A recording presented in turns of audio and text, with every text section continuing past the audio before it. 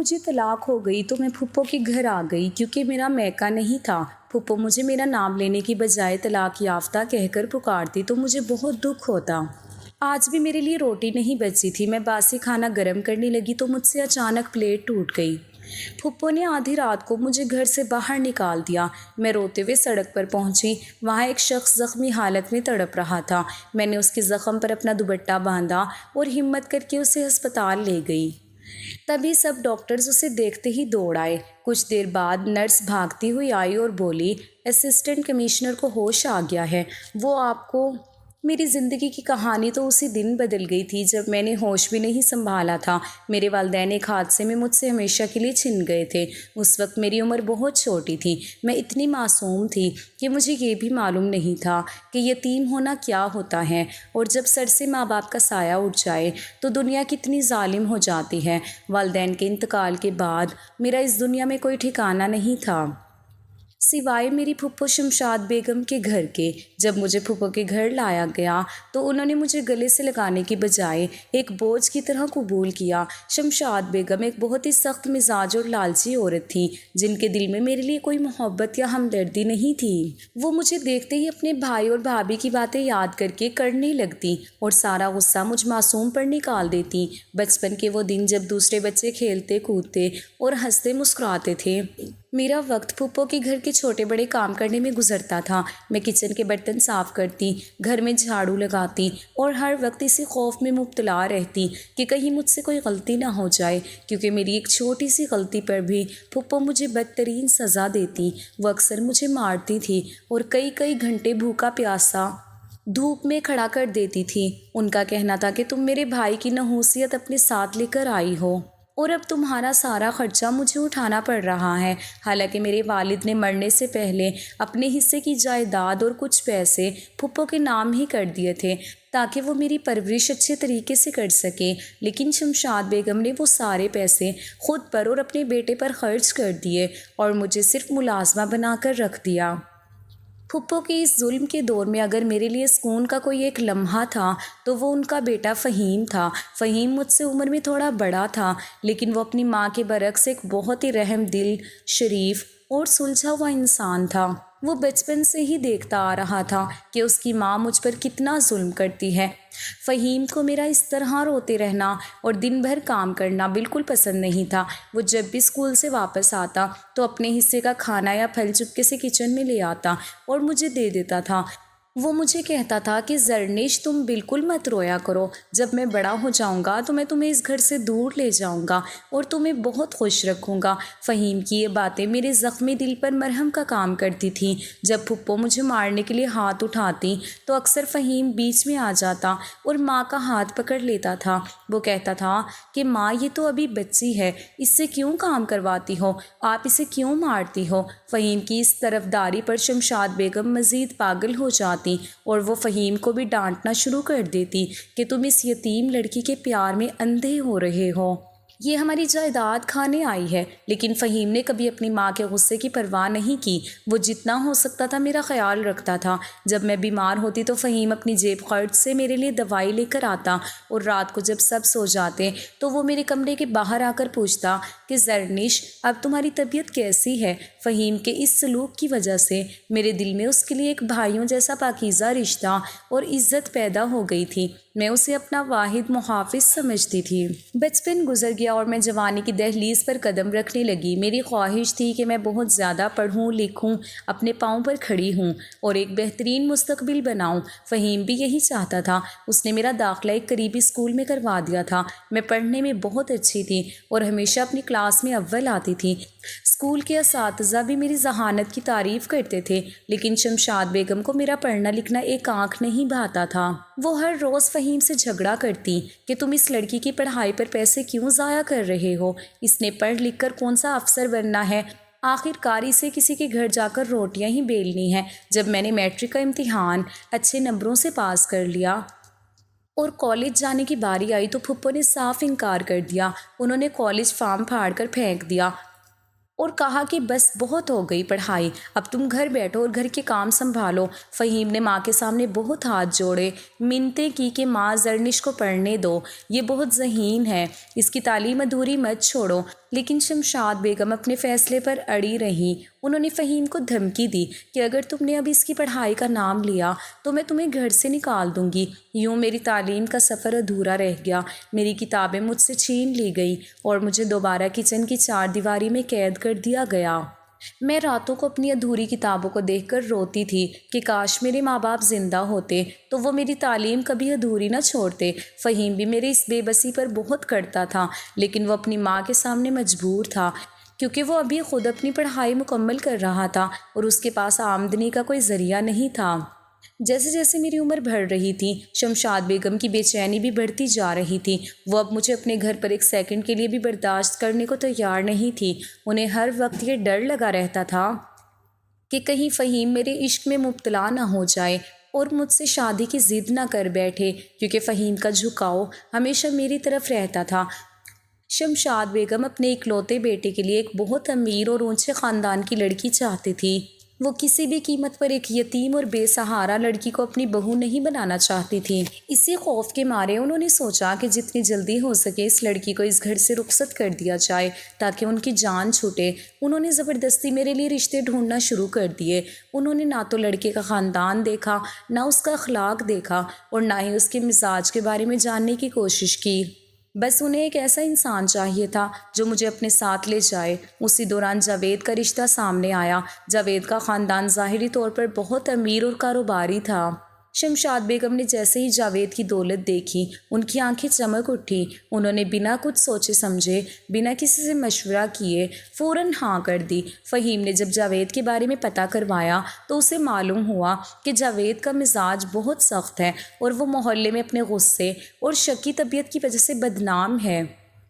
فہیم بھاگتا ہوا اپنی ماں کے پاس آیا اور کہا کہ ماں، خدا کے لیے زرنش کی شادی جاوید سے مت کرو، وہ انسان اچھا نہیں ہے، اس کا مزاج بہت خراب ہے، وہ زرنش کو کبھی خوش نہیں رکھ پائے گا۔ لیکن شمشاد بیگم نے فہیم کی ایک نہ سنی۔ انہوں نے کہا کہ مجھے اس بات سے کوئی غرض نہیں ہے کہ وہ کیسا ہے، مجھے بس اس لڑکی کو اس گھر سے نکالنا ہے اور جاوید امیر ہے، وہ اسے کھلا پلا دے گا، تم میرے فیصلوں میں ٹانگ مت اڑاؤ۔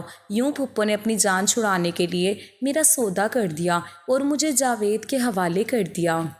شادی کے بعد جب میں جاوید کے گھر پہنچی تو شروع کے چند مہینے تو جیسے تیسے گزر گئے۔ جاوید ظاہری طور پر میرے ساتھ اچھا رہنے کی کوشش کرتا تھا، لیکن رفتہ رفتہ اس کا اصل چہرہ اور اس کی شکی طبیعت میرے سامنے آنے لگی۔ وہ ایک ایسا انسان تھا جو ہر چھوٹی بات پر شک کا پہاڑ کھڑا کر دیتا تھا۔ اگر میں گھر کی بالکنی میں کھڑی ہو کر باہر دیکھ لیتی تو وہ مجھ پر چلانے لگتا کہ تم کس کو دیکھ رہی ہو۔ اگر گلی سے کوئی گزرتا اور اتفاق سے میری نظر اس پر پڑ جاتی تو جاوید میرے کردار پر سوال اٹھانا شروع کر دیتا تھا۔ اس نے میرا فون اپنے پاس رکھ لیا تھا اور مجھے کسی سے بھی بات کرنے کی اجازت نہیں تھی۔ یہاں تک کہ میں اپنی پھپھو یا فہیم کو بھی فون نہیں کر سکتی تھی۔ میں اپنے شوہر کا دل جیتنے کے لیے دن رات ایک کر دیتی تھی۔ میں صبح سویرے اٹھ کر اس کے لیے پسندیدہ ناشتہ بناتی، اس کے کپڑے استری کرتی، اس کے پورے گھر کو چمکاتی اور جب وہ شام کو گھر آتا تو مسکرا کر اس کا استقبال کرتی تھی۔ لیکن جاوید کے دل میں چھپا شک کا بیج وقت کے ساتھ ساتھ ایک تناور درخت بنتا جا رہا تھا۔ اسے میری ہر مسکراہٹ کے پیچھے کوئی سازش نظر آتی تھی۔ وہ اکثر راتوں کو دیر سے گھر آتا اور مجھ سے تفتیش شروع کر دیتا کہ تم دن بھر گھر میں کیا کرتی رہی ہو، تم کس سے ملتی رہی ہو۔ میری زندگی میں سکون نام کی کوئی چیز نہیں بچی تھی۔ میں اکثر راتوں کو جب جاوید سو جاتا تو باتھ روم میں جا کر دیوار سے سر لگا کر روتی تھی اور اپنے نصیب پر آنسو بہاتی تھی۔ میں سوچتی تھی کہ یا اللہ، میرا کیا قصور ہے؟ میں نے تو ہمیشہ اپنے شوہر کی اطاعت کی ہے، میں نے کبھی اس کے حکم کے خلاف قدم نہیں اٹھایا، پھر یہ میرے ساتھ ایسا کیوں کرتا ہے؟ لیکن میرے پاس جانے کے لیے کوئی دوسرا راستہ نہیں تھا۔ میں جانتی تھی کہ اگر میرا یہ گھر اجڑ گیا تو میں کہیں کی نہیں رہوں گی، کیونکہ پھپھو شمشاد نے تو مجھے پہلے ہی اپنے گھر سے رخصت کر کے سکھ کا سانس لے لیا تھا اور وہ مجھے کبھی واپس قبول نہیں کریں گی۔ جاوید کا رویہ دن بدن مزید تلخ اور وحشیانہ ہوتا جا رہا تھا۔ اب وہ صرف زبانی طعنوں پر ہی اکتفا نہیں کرتا تھا بلکہ چھوٹی چھوٹی باتوں پر مجھ پر ہاتھ بھی اٹھانے لگا تھا۔ میں نے ہمیشہ اپنے سسرال کی عزت کو مقدم رکھا اور کبھی کسی کو اپنی پریشانیوں کے بارے میں نہیں بتایا۔ میں اندر ہی اندر گھٹتی جا رہی تھی اور میری خوبصورتی، میرے چہرے کی رونق، سب کچھ غائب ہو چکا تھا۔ میں صرف ایک زندہ لاش بن کر رہ گئی تھی جو اپنے شوہر کے اشاروں پر ناچتی تھی۔ لیکن جاوید کی شک کی بیماری کا کوئی علاج نہیں تھا۔ وہ ہر گزرتے دن کے ساتھ نئے بہانے ڈھونڈتا تھا تاکہ مجھے نیچا دکھا سکے اور مجھ پر اپنی مردانگی کا رعب جما سکے۔ فہیم، جو کہ جاوید کی طبیعت سے واقف تھا، وہ اکثر میرے بارے میں پریشان رہتا تھا کیونکہ اسے کئی ماہ سے میرا کوئی فون نہیں آیا تھا اور نہ ہی پھپھو نے میری کوئی خبر لی تھی۔ فہیم کے دل میں ایک عجیب سی گھبراہٹ تھی۔ وہ جانتا تھا کہ جاوید ایک شکی انسان ہے اور میں وہاں یقیناً تکلیف میں ہوں گی۔ اپنی اسی بے چینی اور فکر کے ہاتھوں مجبور ہو کر ایک دن فہیم نے فیصلہ کیا کہ وہ خود میرے سسرال آئے گا اور میری خیریت دریافت کرے گا۔ اسے معلوم نہیں تھا کہ اس کا یہ مخلصانہ قدم میری زندگی میں ایک بہت بڑا طوفان لے آئے گا اور میرا بسا بسایا گھر ہمیشہ کے لیے اجڑ جائے گا۔ جب فہیم میرے گھر پہنچا تو جاوید گھر پر موجود نہیں تھا۔ وہ اپنے کسی کاروباری کام سے شہر سے باہر گیا ہوا تھا۔ فہیم کو اچانک اپنے سامنے دیکھ کر میری آنکھوں میں آنسو آ گئے، لیکن میں نے جلدی سے انہیں صاف کر لیا تاکہ فہیم کو میری تکلیف کا اندازہ نہ ہو۔ میں نے اپنے کزن کا بہت اچھے طریقے سے استقبال کیا، اسے ڈرائنگ روم میں بٹھایا اور اس کے لیے کچن میں جا کر چائے اور کچھ بسکٹ تیار کیے۔ ہم دونوں بہت دنوں بعد ملے تھے، اس لیے بیٹھ کر اپنے بچپن کے وہ دن یاد کرنے لگے جب ہم پھپھو کے گھر ایک ساتھ رہتے تھے۔ فہیم نے جب میرے چہرے کی زردی اور آنکھوں کے گرد سیاہ حلقے دیکھے تو وہ تڑپ اٹھا۔ اس نے مجھ سے پوچھا کہ زرنش، سچ مچ بتاؤ، کیا جاوید تمہیں تنگ کرتا ہے؟ کیا تم یہاں خوش نہیں ہو؟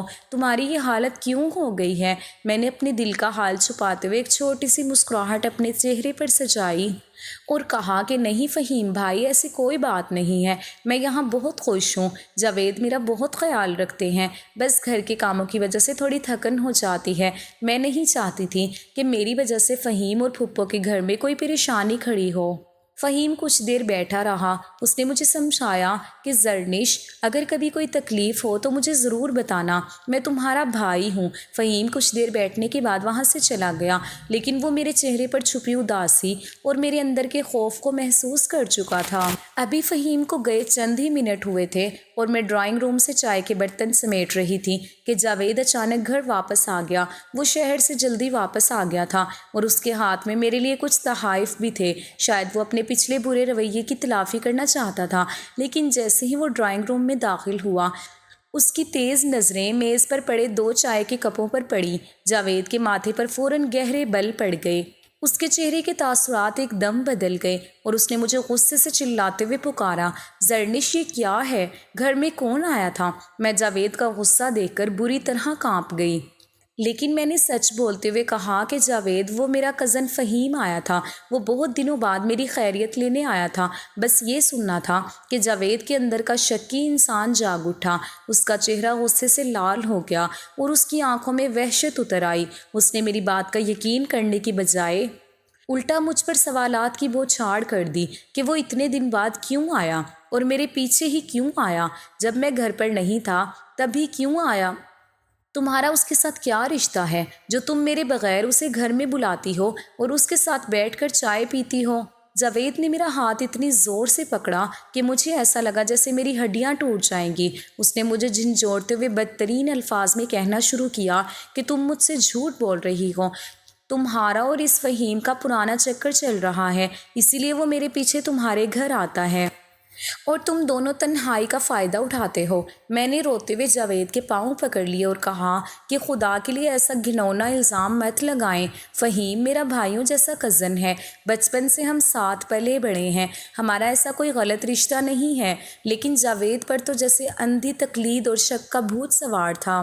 اس نے میری ایک نہ سنی۔ وہ مجھے بالوں سے پکڑ کر گھسیٹتے ہوئے بیڈ روم میں لے گیا اور مجھے بے تحاشا مارنے لگا۔ میں چیختی رہی، چلاتی رہی، اپنے پاک دامن ہونے کی اور قرآن کی قسمیں کھاتی رہی، لیکن جاوید کے کانوں پر جوں تک نہ رینگی۔ وہ مسلسل مجھ پر کردار کشی کے تیر چلا رہا تھا۔ اس نے کہا کہ تم جیسی بدکردار عورت کو میں اپنے گھر میں ایک پل بھی نہیں رکھ سکتا۔ تم نے میرے اعتماد کا خون کیا ہے، تم نے میری پیٹھ میں چھرا گھونپا ہے۔ میں اپنے کزن کے ساتھ رنگے ہاتھ پکڑی گئی ہوں۔ میں رو رو کر ہلکان ہو چکی تھی، میرا پورا جسم درد سے تڑپ رہا تھا اور منہ سے خون بہہ رہا تھا، لیکن جاوید کا دل نہیں پگھلا، وہ غصے کے مارے پاگل ہو چکا تھا۔ اس نے مجھے زور کا دھکا دے کر زمین پر گرایا اور بلند آواز میں چلاتے ہوئے کہا کہ میں تمہیں ابھی اور اسی وقت اس پاک رشتے سے آزاد کرتا ہوں۔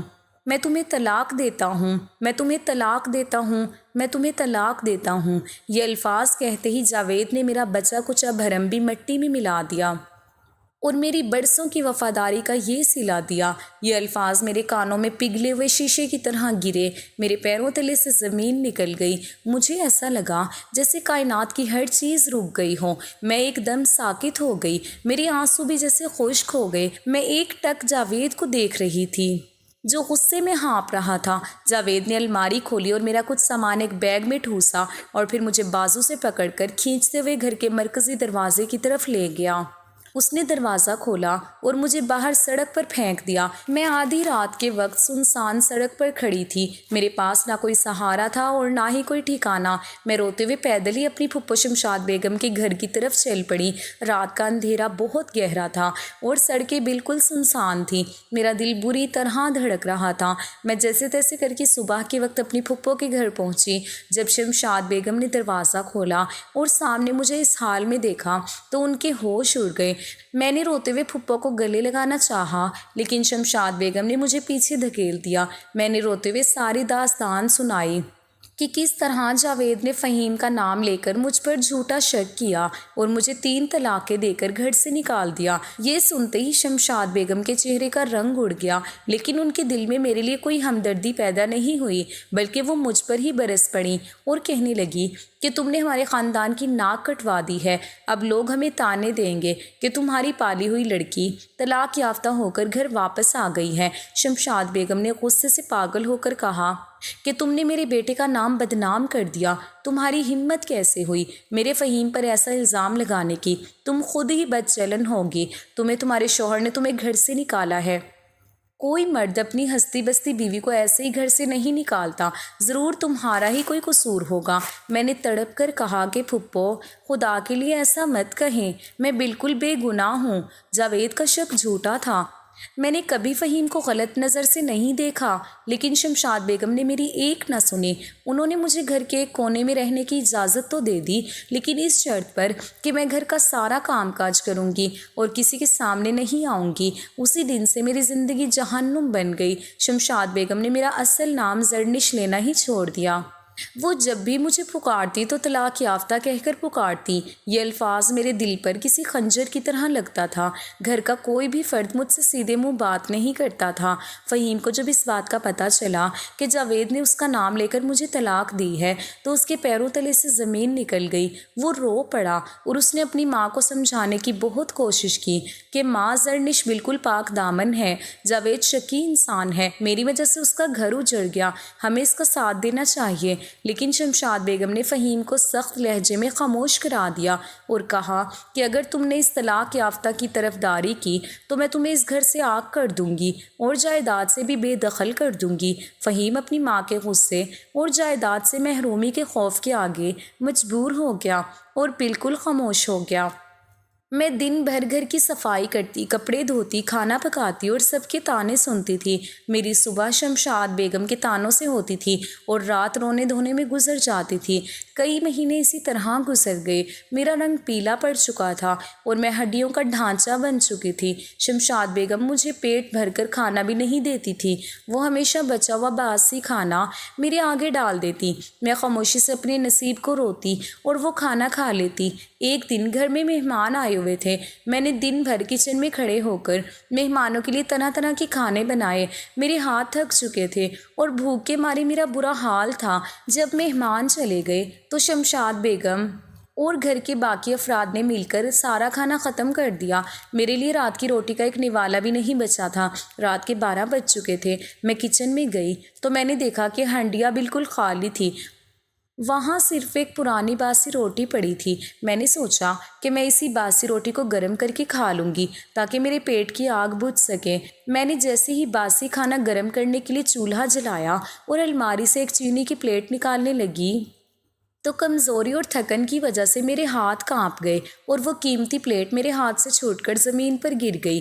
پلیٹ کے ٹوٹنے کی تیز آواز پورے گھر میں گونج اٹھی، جس سے تمام لوگ جاگ گئے۔ شمشاد بیگم جو اپنے کمرے میں سو رہی تھیں، اس آواز سے ہڑبڑا کر اٹھ بیٹھیں۔ وہ غصے میں لال پیلی ہوتی ہوئی کچن کی طرف بھاگی۔ جب انہوں نے زمین پر ٹوٹے ہوئے ٹکڑے دیکھے اور مجھے وہاں کھڑا پایا تو ان کا غصہ 7ویں آسمان پر پہنچ گیا۔ انہوں نے میرے بال پکڑے اور مجھے زور کا تھپڑ مارا۔ شمشاد بیگم چلائی کہ تم ایک تو طلاق یافتہ ہو کر ہمارے ٹکڑوں پر پل رہی ہو اور اوپر سے ہمارا اتنا نقصان کر دیا۔ یہ پلیٹ بہت قیمتی تھی، تم منحوس ہو، تم جس گھر میں بھی جاتی ہو وہاں بربادی لاتی ہو۔ میں نے روتے ہوئے ہاتھ جوڑے اور کہا کہ پھپھو مجھے معاف کر دیں، مجھ سے غلطی سے یہ پلیٹ ٹوٹ گئی، میں بھوک کی وجہ سے نڈھال تھی۔ لیکن شمشاد بیگم پر جیسے کوئی جنون سوار تھا، انہوں نے میرا ہاتھ پکڑا اور مجھے گھسیٹتے ہوئے گھر کے مرکزی دروازے کی طرف لے گئیں۔ میں نے بہت منتیں کی کہ پھپھو آدھی رات کا وقت ہے، باہر بہت اندھیرا ہے، میں اکیلی لڑکی کہاں جاؤں گی؟ لیکن شمشاد بیگم کا دل پتھر کا ہو چکا تھا۔ انہوں نے مجھے دھکا دے کر گھر سے باہر نکال دیا اور دروازہ اندر سے بند کر لیا۔ میں اندھیری اور سنسان سڑک پر اکیلی کھڑی رو رہی تھی۔ میرا دوپٹہ میرے سر سے سرک چکا تھا اور میرے پاس پہننے کے لیے مناسب چپل بھی نہیں تھی۔ میں روتی ہوئی سڑک پر آگے بڑھنے لگی۔ مجھے سمجھ نہیں آ رہا تھا کہ میں اس کالی رات میں کہاں جاؤں گی، کون سا دروازہ کھٹکھٹاؤں گی۔ چلتے چلتے میں ایک سنسان شاہراہ پر پہنچی جہاں دور دور تک کوئی انسان نظر نہیں آ رہا تھا۔ اچانک میرے کانوں میں کسی کے تڑپنے اور کراہنے کی آواز آئی۔ میرے قدم رک گئے۔ میں نے ڈرتے ڈرتے آواز کی سمت دیکھا تو سڑک کے کنارے ایک مہنگی گاڑی کھڑی تھی جس کے دروازے کھلے تھے اور گاڑی کے پاس ہی ایک شخص زمین پر گرا ہوا تھا اور اس کے جسم سے تیزی سے خون بہہ رہا تھا۔ وہ شخص درد سے تڑپ رہا تھا۔ میرا دل دہل گیا۔ میں پہلے تو ڈری لیکن پھر میرے اندر کی انسانیت جاگ اٹھی۔ میں بھاگتی ہوئی اس شخص کے قریب پہنچی۔ میں نے دیکھا کہ اس شخص کے پیٹ اور بازو پر گہرے زخم تھے اور خون رکنے کا نام نہیں لے رہا تھا۔ میں نے ایک پل کی بھی تاخیر نہیں کی۔ میں نے فوراً اپنے سر سے اپنا قیمتی اور پاکیزہ دوپٹہ اتارا اور اسے اس شخص کے زخموں پر مضبوطی سے باندھ دیا تاکہ خون کا بہنا بند ہو سکے۔ اس شخص نے نیم بے ہوشی کی حالت میں میری طرف دیکھا اور پھر اس کی آنکھیں بند ہو گئیں۔ میں نے ہمت نہیں ہاری۔ میں سڑک پر کھڑی ہو کر کسی گاڑی کا انتظار کرنے لگی لیکن کوئی گاڑی نہیں رک رہی تھی۔ آخرکار میں نے اپنی بقیہ تمام طاقت جمع کی اور اس وزنی شخص کو سہارا دے کر سڑک کے کنارے لائی اور ایک گزرتے ہوئے رکشے والے کو ہاتھ دے کر روتے ہوئے روکا۔ رکشے والا پہلے تو ہچکچایا لیکن میری حالت دیکھ کر اس نے مدد کرنے کا فیصلہ کیا۔ میں نے رکشے والے کی مدد سے اس زخمی شخص کو رکشے میں بٹھایا اور خود بھی بیٹھ گئی۔ میں رکشے والے سے مسلسل کہہ رہی تھی کہ بھائی جلدی چلو، اس کی جان چلی جائے گی، اس کا خون بہت بہہ چکا ہے۔ جب رکشہ شہر کے سب سے بڑے سرکاری ہسپتال کے باہر رکا تو میں جلدی سے نیچے اتری اور ہسپتال کے اندر بھاگی۔ میں چلاتی ہوئی ڈاکٹروں کو پکارنے لگی کہ باہر ایک انسان زندگی اور موت کی جنگ لڑ رہا ہے۔ جیسے ہی ہسپتال کے عملے اور وہاں موجود سینئر ڈاکٹرز نے رکشے میں موجود اس زخمی شخص کا چہرہ دیکھا تو پورے ہسپتال میں ایک ہلچل مچ گئی۔ تمام ڈاکٹرز، نرسیں اور وارڈ بوائے اپنے سارے کام چھوڑ کر اس رکشے کی طرف دوڑ پڑے۔ میں یہ دیکھ کر حیران رہ گئی کہ اس عام سے دکھنے والے زخمی شخص کے لیے پورا ہسپتال الٹ گیا تھا۔ ڈاکٹرز نے فوراً اس شخص کو اسٹریچر پر ڈالا اور ایمرجنسی وارڈ کی طرف لے گئے۔ ہسپتال کے MS خود بھاگتے ہوئے وہاں پہنچے اور انہوں نے بہترین سرجنز کو آپریشن تھیٹر میں طلب کر دیا۔ میں ہسپتال کے کوریڈور میں ایک کونے میں کھڑی یہ سب دیکھ رہی تھی۔ میرے کپڑوں پر اس شخص کے خون کے دھبے لگ چکے تھے اور میں بغیر دوپٹے کے سر جھکائے کھڑی تھی۔ کوئی میری طرف توجہ نہیں دے رہا تھا کیونکہ سب اس زخمی شخص کی جان بچانے میں مصروف تھے۔ میں نے وہیں کوریڈور کی بینچ پر بیٹھ کر اللہ سے اس شخص کی زندگی کی دعا مانگنا شروع کر دی۔ میں دل ہی دل میں کہہ رہی تھی کہ یا اللہ اس انسان کو زندگی دے دے، یہ کسی کا بیٹا، کسی کا بھائی ہو سکتا ہے، اسے موت کے منہ سے نکال لے، اس نے میری چادر کی لاج رکھی ہے۔ تو اس کی سانسوں کی لاج رکھ لے۔ کئی گھنٹے گزر گئے، آپریشن تھیٹر کا سرخ بلب مسلسل جل رہا تھا۔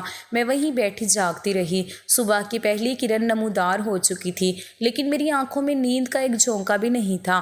میں مسلسل تسبیح پڑھ رہی تھی۔ اچانک آپریشن تھیٹر کا دروازہ کھلا اور ایک نرس تیزی سے باہر بھاگتی ہوئی آئی۔ اس کے چہرے پر خوشی اور اطمینان کے تاثرات تھے۔ اس نے ادھر ادھر دیکھا اور پھر اس کی نظر کونے میں بیٹھی مجھ پر پڑی۔ نرس بھاگتی ہوئی میرے قریب آئی اور ہانپتے ہوئے بولی کہ لڑکی، تم بہت خوش قسمت ہو۔ تمہاری بروقت مدد اور دوپٹے سے خون روکنے کی وجہ سے ان کی جان بچ گئی ہے۔ اسسٹنٹ کمشنر کو ہوش آ گیا ہے اور وہ ہوش میں آتے ہی سب سے پہلے تمہارا پوچھ رہے ہیں۔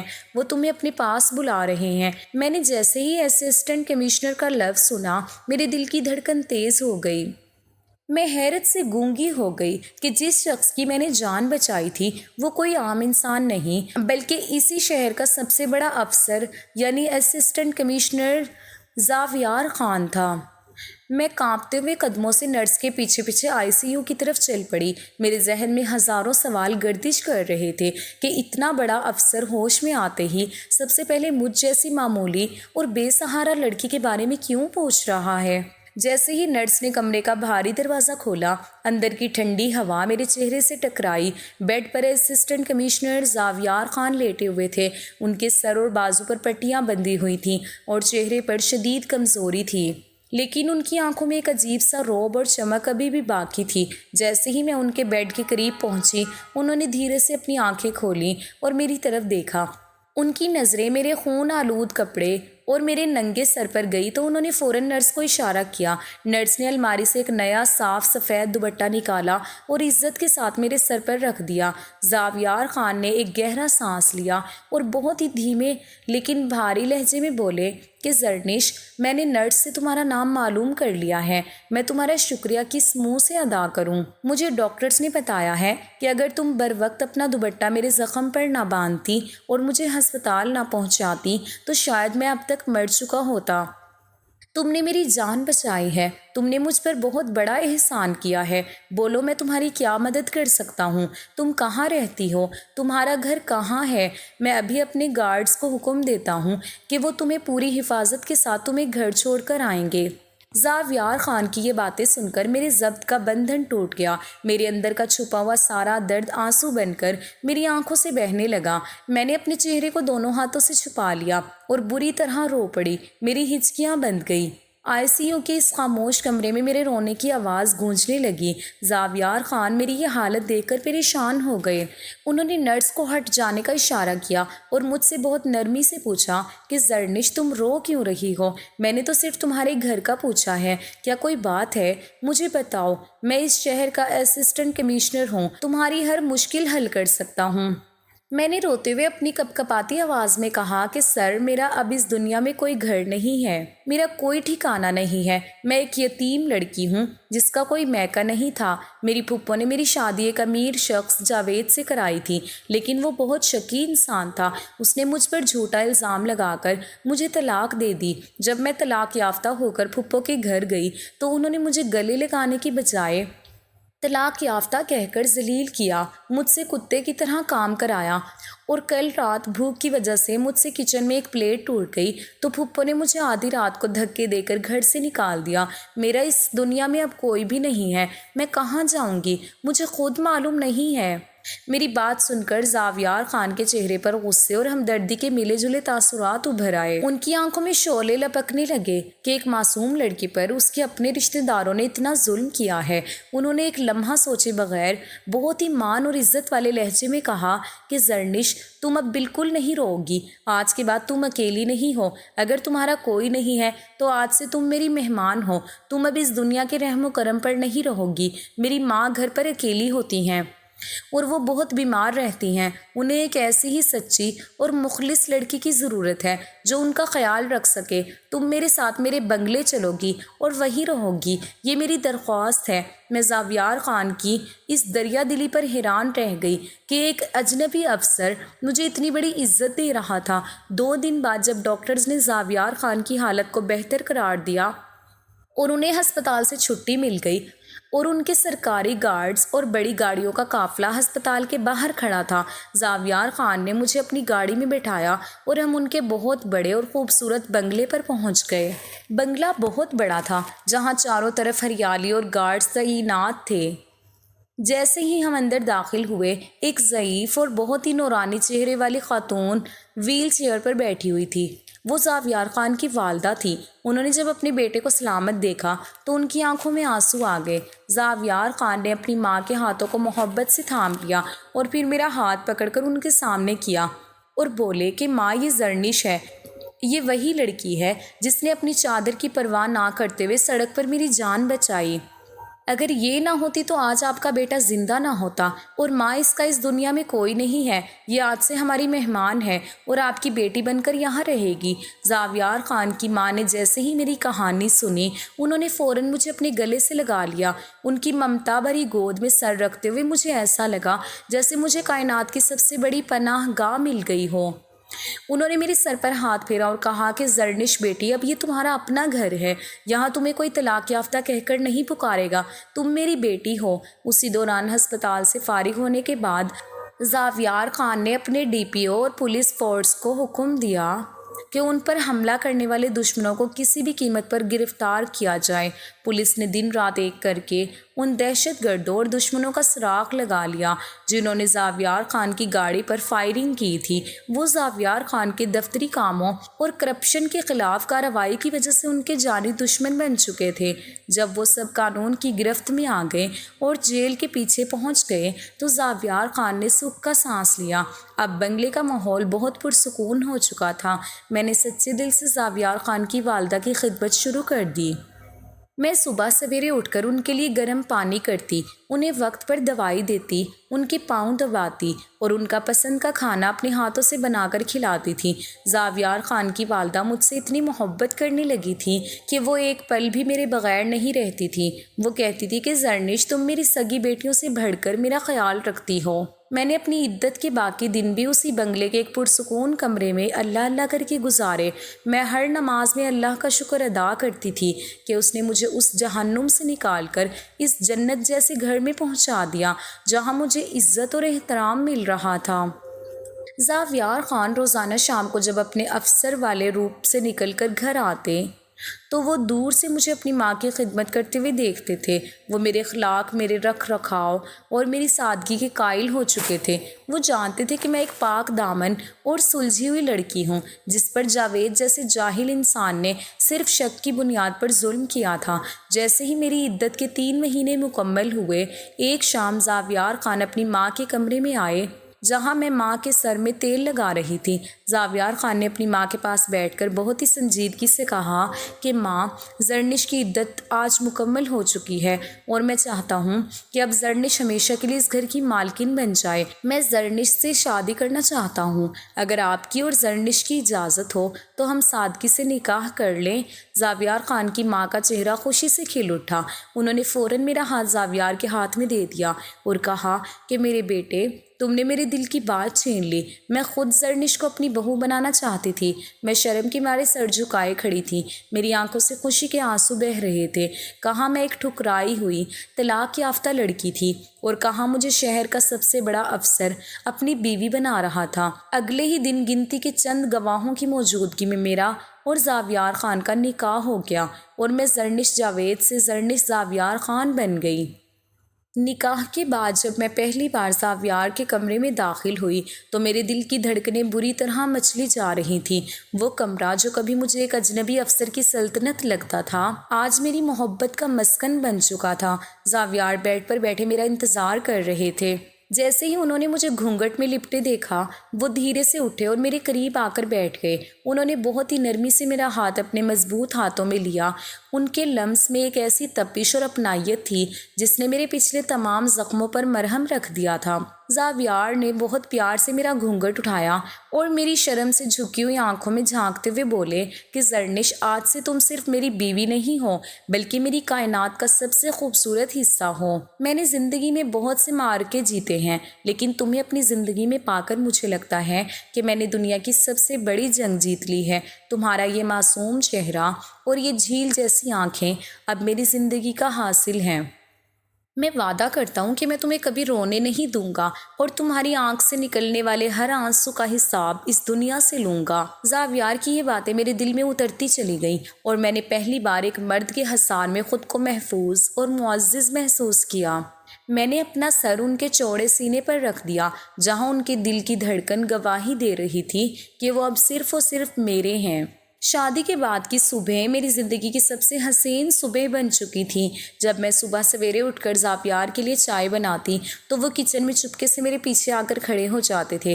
میں جیسے ہی مڑتی وہ مجھے اپنی قوی بازوؤں کے گھیرے میں لے لیتے اور میری پیشانی پر محبت کا ایک لمبا اور پاکیزہ بوسہ دیتے ہوئے کہتے کہ بیگم صاحبہ، آپ کے ہاتھ کی چائے کے بغیر تو میری صبح کا آغاز ہی نہیں ہوتا۔ میں شرم سے لال ہو جاتی اور ان سے کہتی کہ زاویار چھوڑے، کوئی دیکھ لے گا، لیکن وہ الٹا ہنس پڑتے اور کہتے کہ دیکھنے دے، اب تو دنیا جانتی ہے کہ آپ اسسٹنٹ کمشنر کی قانوناً اور شرعاً بیگم ہیں۔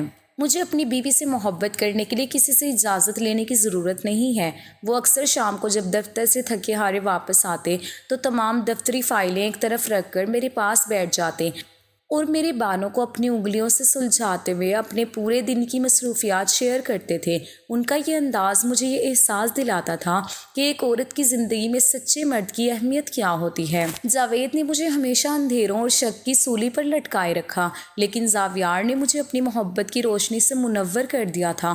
وہ میرے چھوٹے چھوٹے ناز نخرے اٹھاتے اور جب میں کبھی اداس ہوتی تو مجھے لان میں لے جا کر چاندنی رات میں اپنے ساتھ چہل قدمی کرواتے تھے۔ ان کا میرے ہاتھ کو مضبوطی سے تھامے رکھنا مجھے یہ یقین دلاتا تھا کہ طوفان چاہے کتنے ہی بڑے کیوں نہ ہوں، یہ ہاتھ کبھی میرا ساتھ نہیں چھوڑے گا۔ اور یہی میری زندگی کا سب سے خوبصورت اور رومانوی سفر تھا، جس نے مجھے میری کھوئی ہوئی پہچان اور مسکراہٹ واپس لوٹا دی تھی۔ شادی کے بعد میری زندگی کسی خواب جیسی ہو گئی تھی۔ زاویار مجھے دنیا کی ہر خوشی دینا چاہتے تھے۔ اب میں اس بنگلے کی ملازمہ نہیں بلکہ عزت دار مالکن تھی۔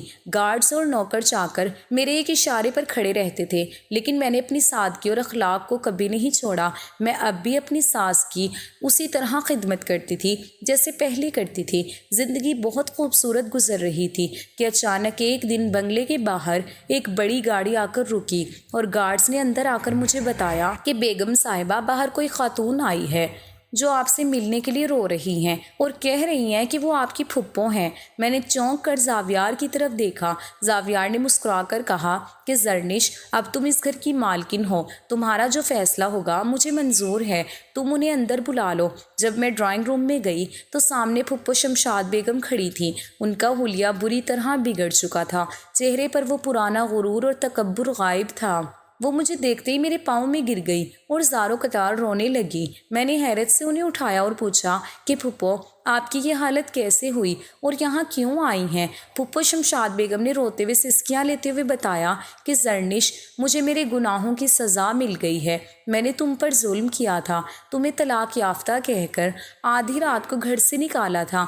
اللہ کی لاٹھی بے آواز ہے۔ تمہارے جانے کے کچھ ہی عرصے بعد جاوید کی شک کی بیماری اور اس کے ظلم کی حقیقت پورے شہر میں پھیل گئی اور اس کا کاروبار تباہ ہو گیا۔ وہ سڑک پر آ گیا اور دوسری طرف میرے بیٹے فہیم پر جاوید نے جھوٹا کیس کروا دیا تھا، جس کی وجہ سے فہیم کو نوکری سے نکال دیا گیا اور ہماری ساری جائیداد کورٹ کچہری کے چکروں میں بک گئی۔ اب ہمارا کوئی سہارا نہیں رہا، ہم سڑک پر آ گئے ہیں۔ فہیم بے قصور ہے۔ زرنش، خدا کے لیے اپنے شوہر اسسٹنٹ کمشنر سے کہہ کر فہیم کو اس جھوٹے کیس سے بچا لو اور ہمیں معاف کر دو۔ میں اپنی پھپھو کی یہ حالت دیکھ کر اپنے بچپن کو یاد کرنے لگی، جہاں فہیم نے ہمیشہ میرا ساتھ دیا تھا۔ فہیم واقعی بے قصور تھا اور اس کا کوئی گناہ نہیں تھا۔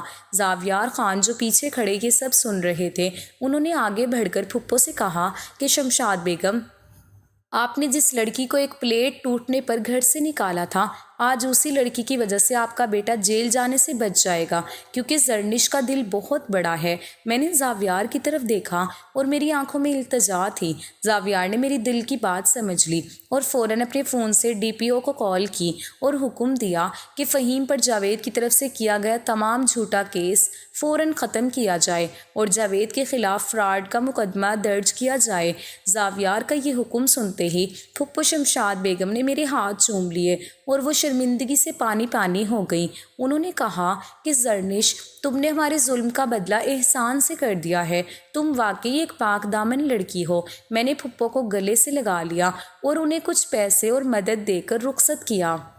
اب میرے دل میں ان کے لیے کوئی گلہ نہیں تھا۔ جاوید کو اس کے شک اور ظلم کی سزا مل چکی تھی اور وہ قانون کی گرفت میں تھا، جبکہ فہیم اب بالکل آزاد اور پرسکون تھا۔ میں نے ڈرائنگ روم کی کھڑکی سے باہر دیکھا، جہاں سورج پوری آب و تاب سے چمک رہا تھا۔ میری زندگی کا اندھیرا اب ہمیشہ کے لیے ختم ہو چکا تھا۔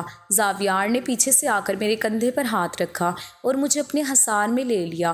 میں نے دل ہی دل میں اپنے رب کا شکر ادا کیا، جس نے مجھے اتنی آزمائشوں کے بعد عزت، سرفرازی اور ایک سچا جیون ساتھی عطا کیا تھا۔ اب میں ایک طلاق یافتہ مظلوم لڑکی نہیں، بلکہ اسسٹنٹ کمشنر زاویار خان کی پسندیدہ عورت تھی، اور یہی میری کہانی کا ایک بہترین اور خوبصورت اختتام تھا، کیونکہ اب میں جان گئی تھی کہ انسان چاہے کتنی ہی بڑی مصیبت میں کیوں نہ آ جائے، اسے کبھی بھی اپنے اخلاق اور اپنی انسانیت کا دامن نہیں چھوڑنا چاہیے۔ مجھے جب آدھی رات کو سڑک پر نکالا گیا تو میں اپنے دکھوں کا رونا رونے کی بجائے ایک زخمی انسان کی مدد کے لیے کھڑی ہو گئی۔